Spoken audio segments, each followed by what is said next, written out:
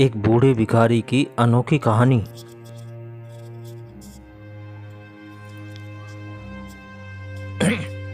हर दिन एक भिखारी दरवाजे के पास आकर भीख मांगता था और घर का मालिक हमेशा घर के बाहर आते ही उसे देखकर फिर जाया करता। कई बार उसके लिए गालियाँ भी बकता। वो कहता, तू जिंदा ही क्यों है? पूरी जिंदगी ऐसे ही भीख मांगेगा क्या? धरती का बोझ क्यों बना बैठा है? और कभी कभी उस भिखारी को गुस्से में वह धक्का भी मार दिया करता था। इतना कुछ हो जाने के बावजूद भिखारी के मुंह से सिर्फ यही निकलता कि भगवान तुम्हारे पापा को माफ़ करें। एक बार सेठ को धंधे में बड़ा नुकसान होने की खबर मिली। सेठ बहुत परेशान था कि तभी उसके दरवाजे पर वही भिखारी आया और गुस्से में अपना आपा खोते हुए सेठ ने उस भिखारी को पत्थर दे मारा। पत्थर लगने के कारण भिखारी का सर फूट गया और उसके सर से खून बहने लगा। फिर भी दर्द से कहराते हुए भिखारी ने इतना ही कहा, भगवान तुम्हारे पापों को माफ़ करें। भिखारी वहाँ से चला गया। सेठ सोच में पड़ गया। भिखारी को पत्थर मारा, फिर भी उसने सिर्फ इतना कि सेठ का गुस्सा शांत हुआ, सेठ का मन शांत हुआ। भिखारी का रहस्य जानने के लिए सेठ ने भिखारी का पीछा शुरू कर दिया करना। भिखारी जहाँ जहाँ जाता सेठ उसके पीछे पीछे जाता और सेठ देखता कि कोई उसको खाना देता, कोई उसको मारता, कोई अपमानित करता तो कोई गाली देता। लोग भिखारी के साथ चाहे जैसा व्यवहार करते, लेकिन भिखारी सब के लिए एक ही प्रार्थना करता, भगवान तुम्हारे पापा को माफ़ करें। अब रात होने को आई थी। भिखारी अपने घर जाने के लिए लौटा।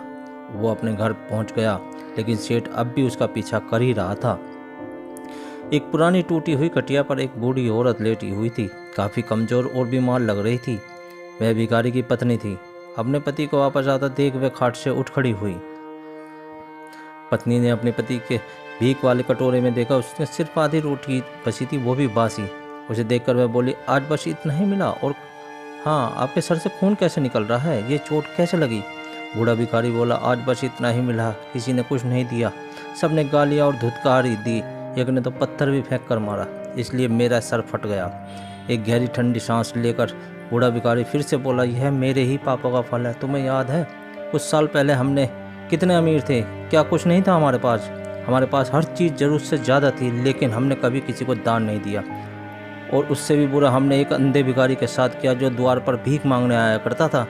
बूढ़ी पत्नी की आंखों में आंसू आ गए। वह बोली, हाँ तुम सही कहते हो। उस अंधे भिखारी के साथ हमने बुरा व्यवहार करके उसका अपमान करते थे।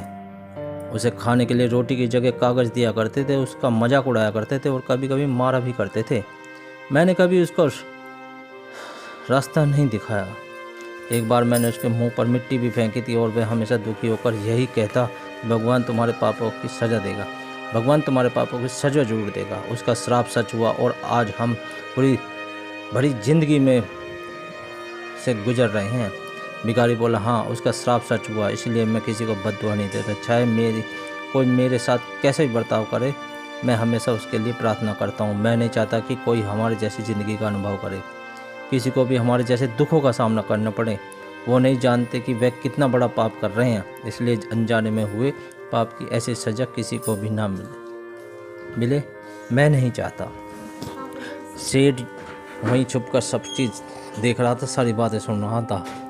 अब उसे सब कुछ समझ में आ गया। भिखारी और उसकी पत्नी ने आधी रोटी मिल बांट कर खाई और भगवान को धन्यवाद बोलकर सो गए। अगले दिन बड़ा भिखारी फिर से भीख मांगने गया।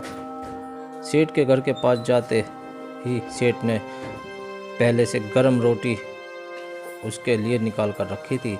उसे देते हुए सेठ ने विनम्रता से बोला, मुझे माफ़ कर दीजिए बाबा, उसे बहुत बड़ी गलती हो गई। बूढ़ा भिखारी बोला, भगवान तेरा भला करे। इतना कहकर वह आगे निकल गया। इस कहानी से जो सीख लेने लायक है वह बड़ी ही सिंपल है। आदमी चाहे किसी के बारे में बुरा कहे या भला कहे, लेकिन भगवान सिर्फ कर्म के हिसाब से उसका फल देता है। क्या हुआ अगर भगवान नहीं दिखता है, लेकिन यह बात बिल्कुल सच है, उसके खाते में सब का हिसाब बहुत पक्का होता है। इसलिए जब किसी के लिए कुछ भी करो तो अच्छा ही करो। हेलो दोस्तों, कैसी लगी कहानियाँ? अगर यह कहानी अच्छी लगी है तो चैनल को लाइक शेयर सब्सक्राइब जरूर करें। धन्यवाद।